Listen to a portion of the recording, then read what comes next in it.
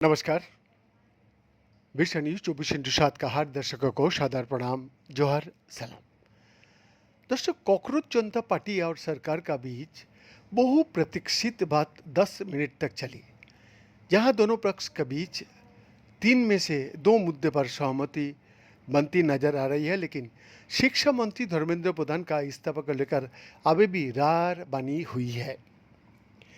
दोस्तों, कॉकरोच जनता पार्टी शिक्षा मंत्री धर्मेंद्र प्रधान का इस्तीफा पर अड़ गया है, जबकि जिन छात्रों ने पेपर लीक की वजह से खुदकुशी की है, उसके परिजनों को 1 करोड़ का मुआवजा देने पर सरकार ने सकारात्मक संकेत दिया है।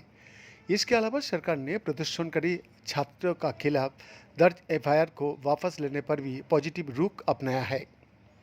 शुक्रवार को कॉन्स्टिट्यूशन क्लब में कॉकरोच जनता पार्टी की ओर से सौरभ दास और दूसरे सदस्यों आशुतोष रांका ने केंद्रीय स्वास्थ्य मंत्री जेपी नड्डा और केंद्रीय मंत्री जितेंद्र सिंह से मुलाकात की। दोनों के बीच 10 मिनट तक चर्चा हुई। मुलाकात के बाद मीडिया से बात करते हुए कॉकरोच जनता पार्टी की ओर से सौरभ दास और आशुतोष रांका ने कहा है कि हमने सरकार को बता दिया है कि धर्मेंद्र प्रधान का इस्तीफा या कैबिनेट से उनकी बर्खास्तगी से कम कुछ भी नहीं चलेगा। आशुतोष रांका ने यह भी कहा कि देश भर में अलग अलग आंदोलन चल रहा है। देश के युवाओं में जो गुस्सा है, जो सेंटीमेंट है, वो बहुत स्पष्ट है कि धर्मेंद्र प्रधान का इस्तीफा देना ही होगा। सरकार से इस बारे में विस्तार से चर्चा हुई है। सरकार ने इस मुद्दे पर जवाब देने के लिए कल दोपहर तक समय मांगा है। अगर सरकार इस्तीफा पर फैसला नहीं लेता है तो ये प्रदर्शन और व्यापक होगा और कॉकरोच जनता पार्टी का एक और नेशनल कॉल लेना होगा। दर्शक, आशुतोष रांका ने कहा कि सरकार ने मुआवजा देने और कानूनी मामले पर सैद्धांतिक रूप से सहमति जताई है, पॉजिटिव है।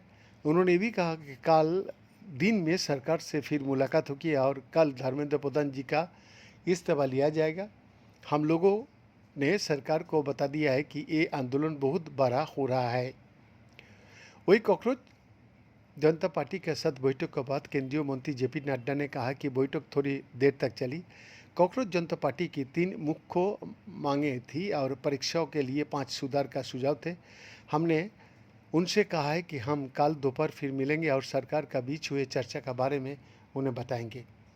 सीजेपी ने यह भी कहा है कि भारत सरकार रैपिड एक्शन फोर्स का प्रमुख और दिल्ली पुलिस कमिश्नर को प्रदर्शनकारियों को बुरी तरह से पीटने के लिए सार्वजनिक रूप से माफ़ी मांगनी चाहिए। बेन का एक्सक्लूसिव रिपोर्ट।